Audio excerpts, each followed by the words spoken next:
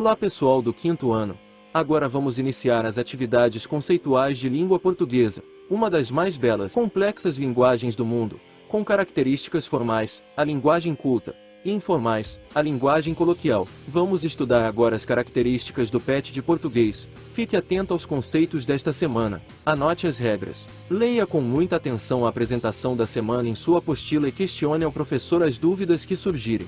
É muito importante que ninguém deixe nenhuma dúvida ficar sem resposta. Mande para o professor no grupo da sala, ou no privado para que o professor possa explicar direitinho tanto no próximo vídeo, ou em particular para vocês. Não esqueçam de anotar em seu caderno as questões que não compreenderem e envia para o professor. Eu sou o professor Anderson Bueno. Vamos aprender juntos. Muito bom dia pessoal do quinto ano, sejam bem-vindos. Hoje nós vamos começar o nosso trabalho com a semana de atividades complementar com o cabeçalho. Esta semana nós vamos trabalhar no livro didático ainda para concluir o primeiro módulo do livro didático que trabalhamos na semana 1 desse terceiro bimestre.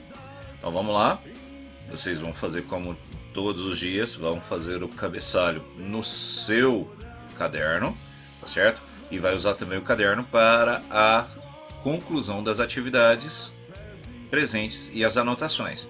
Não se esqueça que todas essas atividades realizadas no caderno precisam ser fotografadas e enviadas para o professor, beleza?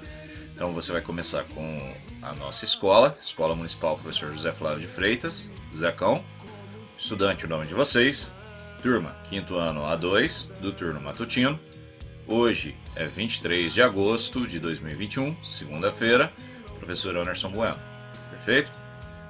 Então, olha só. Vamos ao trabalho. Muito bem, pessoal. Na atividade de hoje nós vamos trabalhar com a página 29 no tema pontuação, entonação e expressividade. Retomando uma atividade que nós fizemos no primeiro bimestre desse ano, sobre pontuação, entonação e expressividade, certo?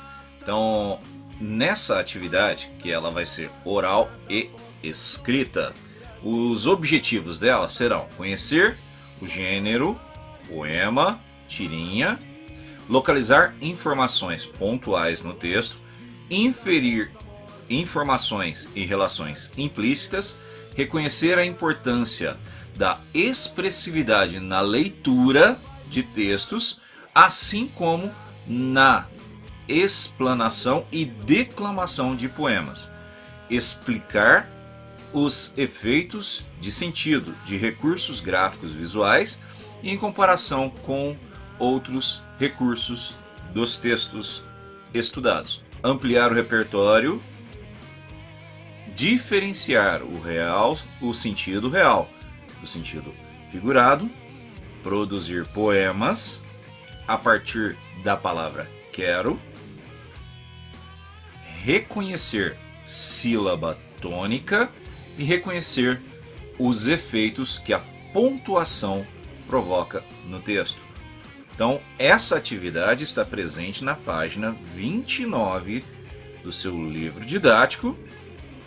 Então, eu gostaria que vocês prestassem bastante atenção e comecemos a atividade. Vamos lá? Na leitura de todos os poemas que nós fizemos na semana 1, menciona-se muito a palavra expressividade.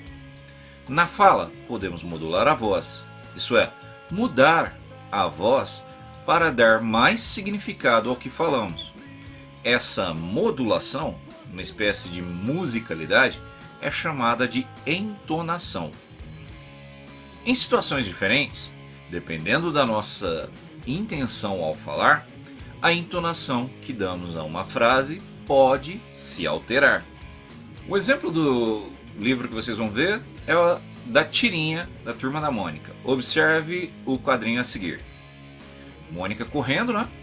Hã? Cebolinha? O que fez com o seu cabelo? Nada. Só peguei uma ventaninha no caminho. Bom, observa que a expressão presente nas personagens da tirinha demonstra qual entonação deve ser dada na hora da leitura. Não só essa expressão, como também a pontuação. O recurso de pontuação ele é muito rico porque é através dele que entendemos como um texto deve ser lido. Isso nós já falamos nas aulas anteriores. Mas olha que o recurso dentro do texto tirinha recebe ainda o apoio da ilustração. No primeiro quadro, segundo e terceiro quadro, nós vemos como cada personagem está reagindo ao conversar. Quando não temos esse recurso, o recurso visual das personagens, nós nos pautamos através da pontuação e seus significados. Você se lembra qual o significado de cada ponto da nossa linguagem? Quais são os pontos e quais as suas significações? Vamos retomar?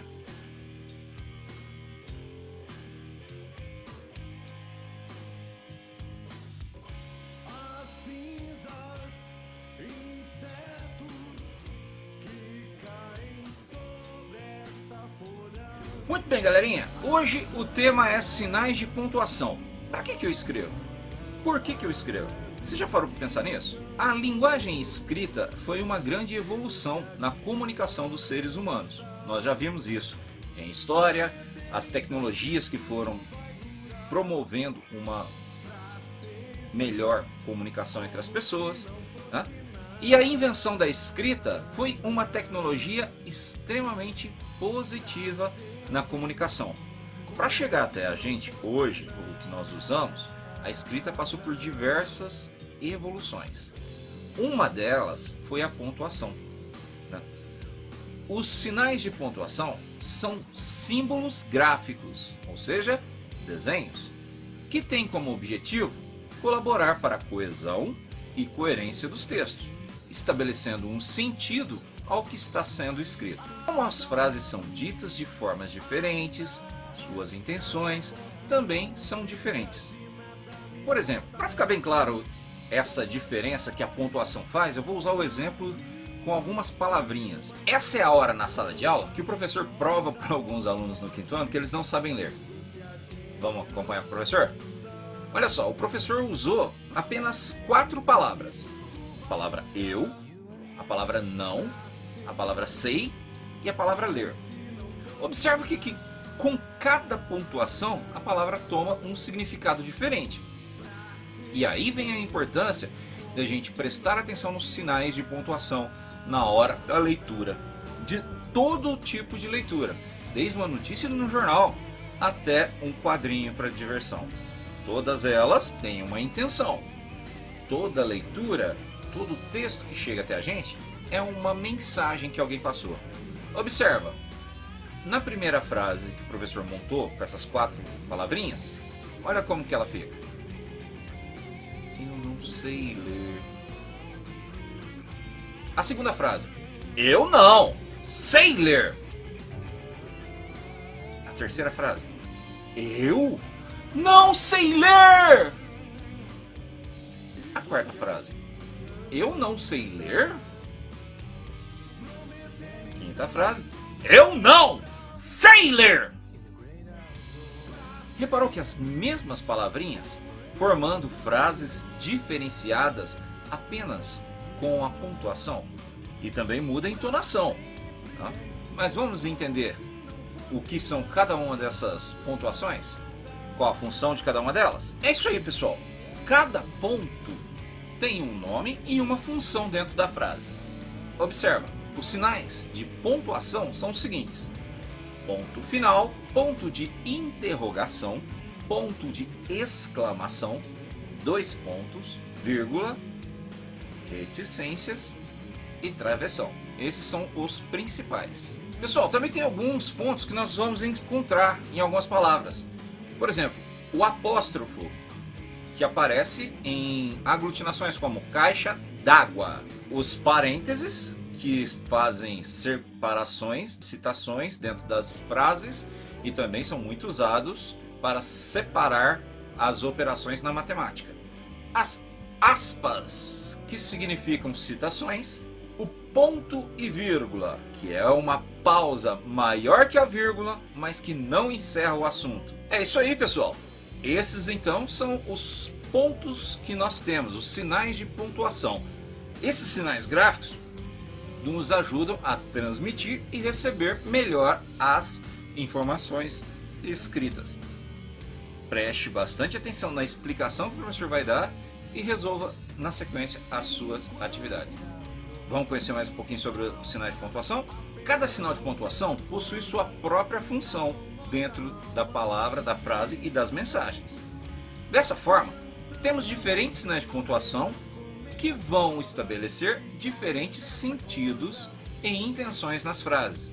Como você viu, o professor usando apenas 4 palavras conseguiu passar informações diferentes, com intensidades diferentes e com mensagens extremamente diferentes entre si.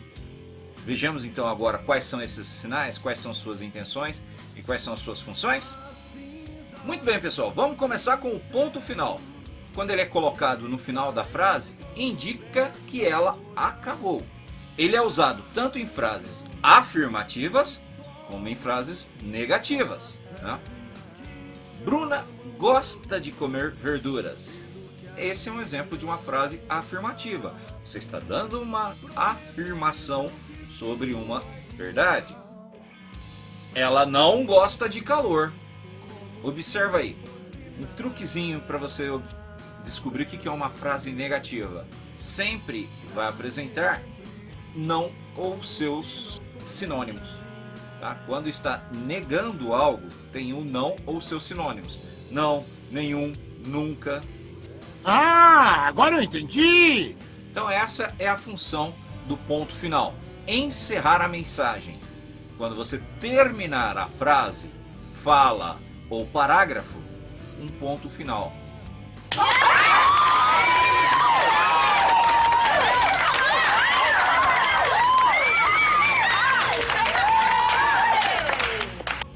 Esse é o ponto de exclamação. O ponto de exclamação é usado para indicar que a frase expressa uma admiração, um medo, entre outros sentidos. Por exemplo, que cachorro bonito! Uma exclamação. Que susto! Outra exclamação, com muita ênfase no que está dizendo. Também pode indicar que o personagem está gritando.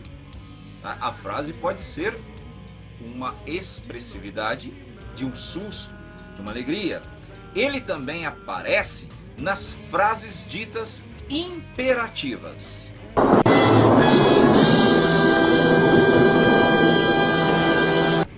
Eu costumo brincar da seguinte maneira, ó. Quando você for lidar com o imperador manda, não pede. Então, faça isso já! É claro. Uma ordem direta, sempre vai ter um ponto de exclamação. Ordinário! Marcha! Também tem um ponto de exclamação. Sente! Quando é uma ordem expressa, ou seja, uma frase imperativa, sempre terá a exclamação.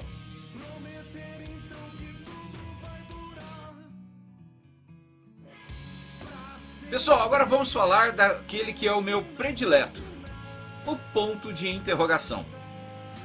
É indicado para fazer frases que expressam perguntas. Por exemplo, qual o seu nome? Por que você não foi ontem para a escola? A frase interrogativa sempre vai ser acompanhada de um ponto de interrogação.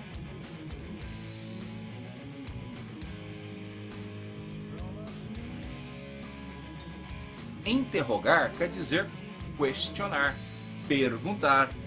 A minha favorita é o porquê.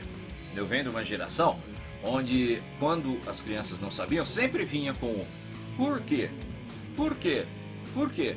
E aí algumas pessoas falam, porque sim! E eu respondo para você, porque sim não é resposta. Tudo tem um porquê. Quando o professor pede, olha, pai, mãe, quem estiver acompanhando, não dê a resposta para o educando, deixe ele perguntar para o professor. Isso quer dizer que através da sua pergunta, do seu porquê, da sua interrogação, o professor vai entender como você está aprendendo ou não aquela matéria. Por isso é muito importante você enviar as suas dúvidas para o professor. Primeiro, porque o professor está mais preparado para te orientar do que qualquer outra pessoa que estiver próxima a você. E segundo, às vezes, a pessoa que está do seu lado não tem o preparo para aquela atividade específica. Por exemplo, um mecânico domina a mecânica, um professor domina a linguagem. Cada um tem a sua especificidade, ou seja, sabe mais de algum ponto. Não tem ninguém que seja tão sábio que nunca precise de ajuda, e também não tem ninguém que seja tão tolo que não possa ajudar. Por isso o professor sempre fala, não existe pergunta ruim. O ruim é não perguntar, certo?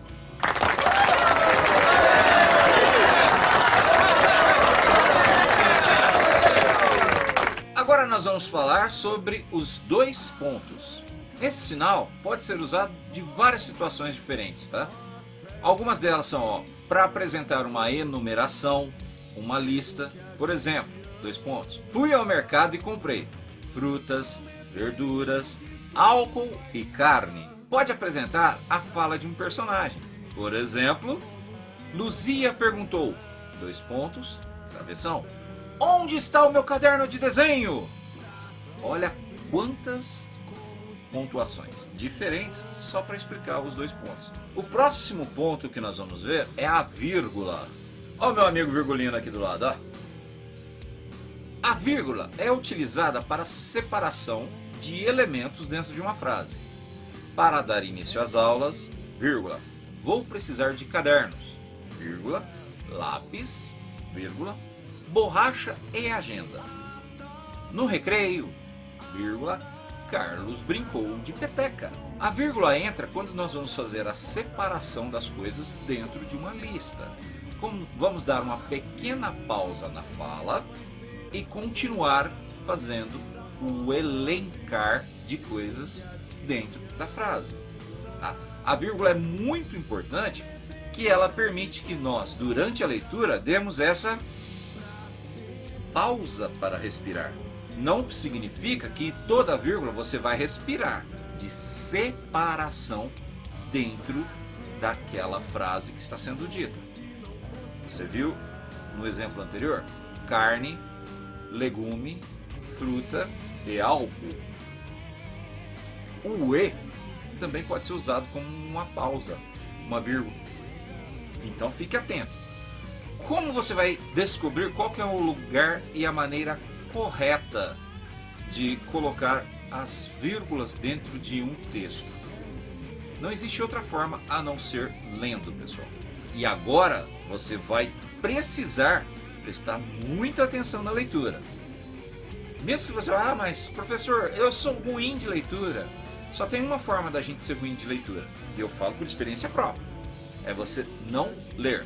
A partir do momento que você passa a treinar a leitura, a usar a leitura para se divertir, a ler constantemente, a sua leitura vai fluir. Você vai ser um melhor leitor. Mas para isso depende que você queira fazer, né? É a mesma coisa, quando você pega um jogo novo no celular, como que você vai aprender como jogá-lo? Não é indo tentar jogar. Primeiro você vai ler a respeito.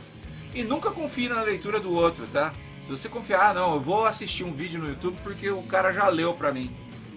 Ele já leu, mas ele entendeu de uma forma. Você vai entender de outra. Cada um que faz uma leitura compreende de uma forma. A leitura depende muito mais de nós, leitores, do que o texto que está escrito. Cada vez que você lê um texto, a sua experiência transforma ele. Eu gosto muito de substituir uma linha filosófica que diz assim, um ditado filosófico. Diz assim, o mesmo homem não ultrapassa o mesmo rio 2 vezes. Eu gosto de aplicar isso no livro. O mesmo homem, a mesma pessoa, não lê o mesmo livro 2 vezes. As letras e o texto pode não mudar, mas você mudou da primeira para a segunda vez que vai ler. Mesmo que ler 2 vezes no mesmo dia, Você pode ter aprendido algo diferente que vai tornar a sua leitura diferenciada com aquilo. Nunca se dê por satisfeito por ler um livro uma vez. Se você lê só uma vez um livro, um teste, uma prova, uma brincadeira, se você lê só uma vez, é a mesma coisa que nunca ter lido. Você não vai aprender direitinho. A segunda leitura você sempre vai ter, você vai estar diferente, o texto vai te parecer muito diferente. Então, siga o conselho do professor. Leia 2, 3, 4, 10, 100 vezes. Leia sempre. Reticências. Essa aqui dá rasteira em muita gente por aí, porque poucos usam a regrinha básica da reticência. Bom, o que são reticências? São utilizadas para indicar que um pensamento foi interrompido, ou deixar o sentido em aberto, ou deixar aquela sensação no ar de que deve continuar. Tudo indica que sim, basta você buscar. Quando a reticência está entre essas chaves, esse símbolo chamado chave, quer dizer que aquele trecho foi retirado de um ponto qualquer do texto. Quando a reticência está sozinha, indica que continuaria o pensamento. As reticências também podem ser colocadas para indicar uma parada abrupta, sem contexto, ou que alguém sofreu um impacto. Quando você está lendo, principalmente aqueles livros de suspense, que eu acho o máximo, quando a pessoa está conversando e de repente sofre um golpe, indica o golpe com as reticências. De repente, 3 pontinhos. Uma regra que o pessoal sempre ignora. Depois de todo ponto final, a gente usa letra maiúscula. A reticência são 3 pontos finais. 3 pontos finais. Então, depois das reticências, temos que usar, pela regra, letra maiúscula também. Mas a maioria, principalmente alguns meios de comunicação, como jornais, revistas, costumam, após as reticências, colocar letra minúscula. E isso faz com que muita gente, na hora de uma avaliação, como um concurso público, por exemplo, acabe errando por usar a norma coloquial, a informal, não a norma culta. Então agora vocês já sabem, depois de reticências, sempre letra maiúscula. Isso vai te ajudar muito na hora da sua escrita. É a verdade. O travessão. Gente, o travessão ele é utilizado antes da fala de um personagem. Ele demonstra, assim, que é um diálogo entre os personagens. Ele é utilizado geralmente antes do início da fala de um personagem, mas também pode separar a fala do personagem e do narrador dentro do texto, tá? Não é difícil disso ocorrer. Vamos ver uns exemplos, ó. Helena, você está vendo aquela estrela? Qual, titia? Aquela que está bem próxima da lua, brilhando intensamente. Nossa, acabei de ver. É linda. Esse é o uso mais comum do travessão, no início da fala de personagens. Alguns gêneros textuais, como o jornal, também usam as aspas e os parênteses para indicar fala de personagens. Então, muito cuidado com o gênero textual que você está lendo. Às vezes, o travessão vai ser substituído por aspas, tá? Ou então os parênteses. Por isso é muito importante você prestar atenção em qual tipo de texto que nós estamos lendo. Se é um conto, se é um poema, se é uma notícia de jornal, uma notícia de blog. Todas elas existem os sinais gráficos específicos. Como é que eu vou descobrir isso? Com muita leitura. Muito bem, pessoal. Essas foram as regrinhas para as pontuações. Vou terminar aqui pelo travessão, que depois a gente vai trabalhar bastante com elas. Olha, estudantes, nessa semana a gente vai aprender o emprego desses sinais diferenciados, que são as aspas, as reticências e os parênteses. Vamos conhecer os seus usos e utilizarmos de forma mais assertiva. As reticências, representadas pela sequência de 3 pontos finais, são um tipo de sinal gráfico que sinaliza principalmente a interrupção do discurso. Esse sinal de pontuação pode ser utilizado em diversas situações. São recorrentes as dúvidas na hora de empregar tanto a reticência quanto as aspas. Afinal de contas, quando será que a gente deve usá-las, hein? Então vamos lá, ó. Vamos focar agora no uso das aspas. Vamos a exemplos práticos. Para abrir ou fechar citações. Por exemplo, uma vida não questionada não merece ser vivida.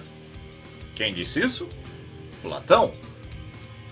Então, dentro da escrita do seu texto, quando você vai citar a fala de uma personagem ou de um sujeito histórico, você coloca as aspas para indicar também a fala desse personagem.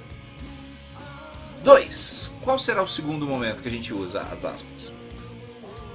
Quando exprimir ironia ou destacar uma palavra ou expressão usada fora do contexto habitual.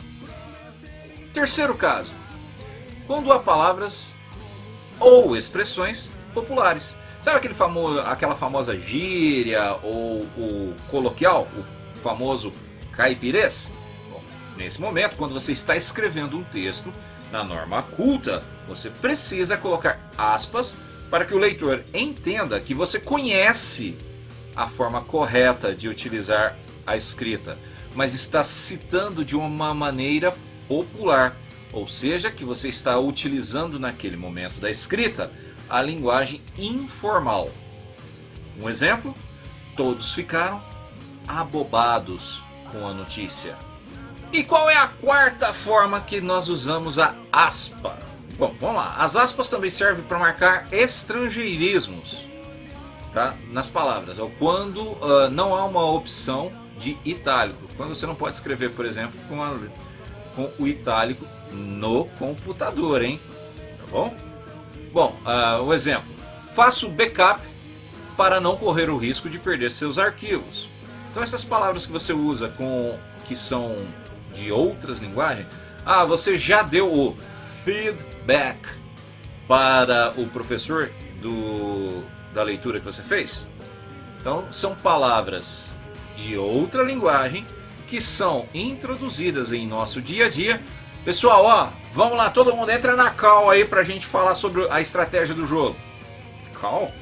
Call é chamada.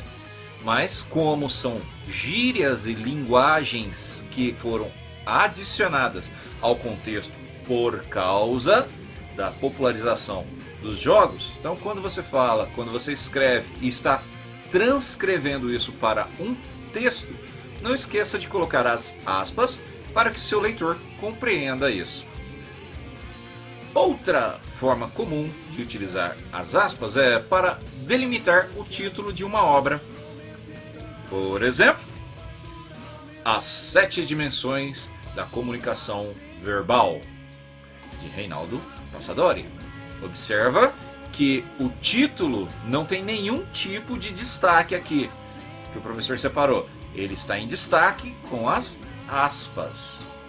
Muito bem, pessoal, mas antes da gente ir para as nossas atividades, é bom lembrar que aspas também são utilizadas para destacar falas em textos jornalísticos, para destacar alguns personagens em alguns gêneros, tanto de fábula quanto de escrita poética. Então as aspas são um recurso muito utilizado na nossa linguagem para diferenciação de fala. Então não se esqueça disso na hora de realizar as suas atividades. Beleza? Vamos então agora para o nosso conteúdo. Vamos testar se vocês aprenderam? Então vamos lá. Muito bem, pessoal. Agora que o professor já colocou aí, vocês já viram os significados das pontuações, vamos retomar a atividade do livro didático. Então olha só, leia em voz alta, conversem com seus familiares e respondam as questões. Lembrando que estas questões vocês vão fazer no caderno, no seu livro didático. Responda no seu livro didático. Depois que você fizer essa questão no livro didático, você vai fotografar e enviar para o professor. toda parte que for oral, tudo aquilo que for intervenção de conversa, você vai mandar em formato de áudio para o professor, tá?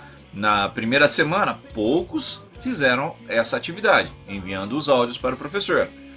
Isso faz parte da atividade. Quando você não realiza, você perde parte do aprendizado e parte da sua nota. Então fique bem atento em todas as atividades que estão sendo solicitadas pelo professor. Na letra A do número 1, o que expressam os sinais de pontuação? Interrogação e exclamação juntos no primeiro quadrinho. Então, preste bastante atenção o que significam quando coloca tanto a interrogação quanto a exclamação juntos no primeiro quadrinho.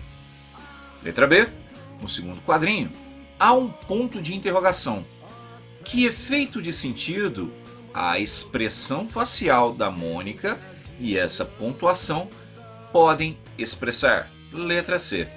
No último quadrinho, a pontuação empregada e a expressão no rosto de Cebolinha indicam que sentimentos?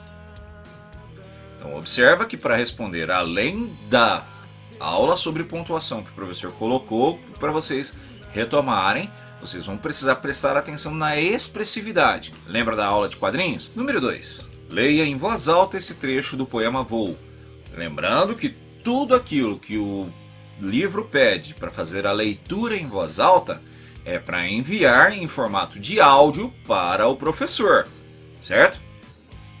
Voa, voa, passarinho. Voa, voa para o seu ninho. Vocês vão conversar sobre a entonação da voz diante do uso das reticências. Então, olha só, o livro está pedindo para conversar, mas para compreender se você entendeu ou não o sentido desses sinais e como se expressar com eles, vão encaminhar para o professor um áudio com a leitura dessas duas estrofes específicas. E aí, o professor vai dialogar com vocês durante a aula, quando você enviar ou responder para você novamente, falando se a sua leitura está adequada ou não. Beleza? Vamos para a próxima atividade. Para a atividade número 3, vocês vão ler o trecho de um texto informativo. O pombo-correio quase sempre volta ao ninho. Como ele consegue fazer isso? Mistério. A ave é submetida a um treinamento durante o qual ela é solta cada vez mais longe do ninho, amarrando-se em um dos seus pés uma mensagem que ela levará até sua casa. Na antiguidade, os egípcios já utilizavam os pombos-correios. Até hoje, em Paris, na França, eles transportam amostras de sangue que chegariam atrasadas por causa do trânsito. Dessa forma, o momento em que a ambulância chega com o ferido, o hospital já se sabe o grupo sanguíneo do paciente. O texto é de Charles Lurier, O Segredo das Pedras Gravadas, Escrever e Comunicar, São Paulo, editora Scipione, 2004, página 38, da coleção Radar, adaptado para o nosso livro didático. Observe os sinais de pontuação que foram destacados no texto acima. Aspas e parênteses. Para que esses sinais foram usados no texto? Então aí essa resposta você vai encaminhar para o professor, mas fazendo em seu caderno, hein? Você vai escrever no seu caderno para que os sinais de aspas e parênteses foram usados no texto. Letra B. Treine em voz alta a leitura do texto, escolha a expressividade a ser dada e envie para o professor. Então, mais uma vez, esse é para ser gravado o áudio depois que você fizer a atividade no caderno. Então, olha só, você faz a atividade da letra A e na atividade da letra B, você vai fazer a leitura em voz alta, gravando o áudio e mandando para o professor. Não faça a gravação do seu áudio na primeira leitura que você estiver fazendo. Espera, leia 1, 2, 3 vezes. Quando você sentir que a fluência da leitura está boa, aí sim você grava o áudio para enviar para o professor. Perfeito? Antes disso, vamos ver umas regrinhas para o uso das aspas e dos parênteses. Olha só. Aspas podem ser usadas para indicar o emprego de uma palavra de forma diferente do usual. Parênteses são usados, geralmente, para acrescentar uma explicação ou comentário a um termo da frase. Será que essas duas dicas te ajudam em alguma dessas questões que foram levantadas? Observa direitinho e faça a atividade. Pessoal, vocês já estudaram bastante e nós já refizemos a retomada sobre pontuação e sua importância, certo? No texto a seguir estão faltando os sinais de pontuação. Leiam em voz alta para perceber o sinal de pontuação mais adequado em cada caso. Observa, tem um texto de Fernanda Santos, especial para a revista Recreio, no título Curiosidades. Vocês vão ler o texto e descobrir quais são os pontos que estão ausentes nessa atividade. Então, a primeira questão, olha só, leitura do texto. A segunda parte, você vai reescrever o texto no espaço das linhas no seu livro didático, colocando os sinais de pontuação adequado para que o sentido fique bem claro para quem estiver lendo.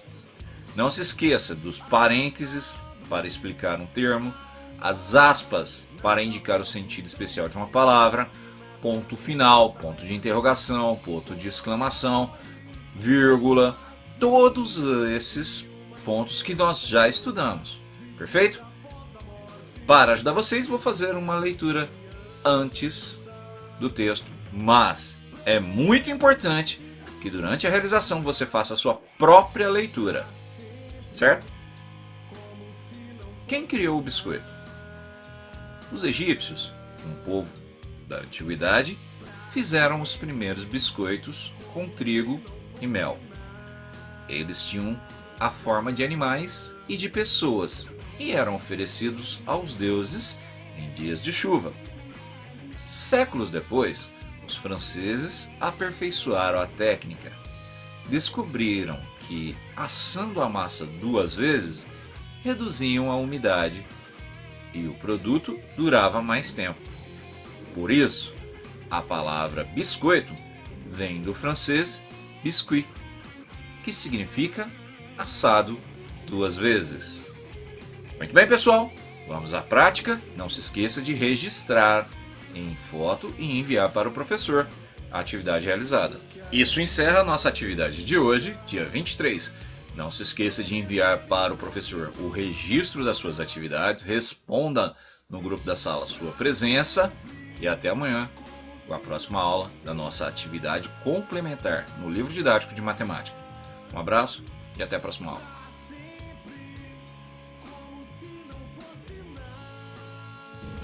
Eu voltarei.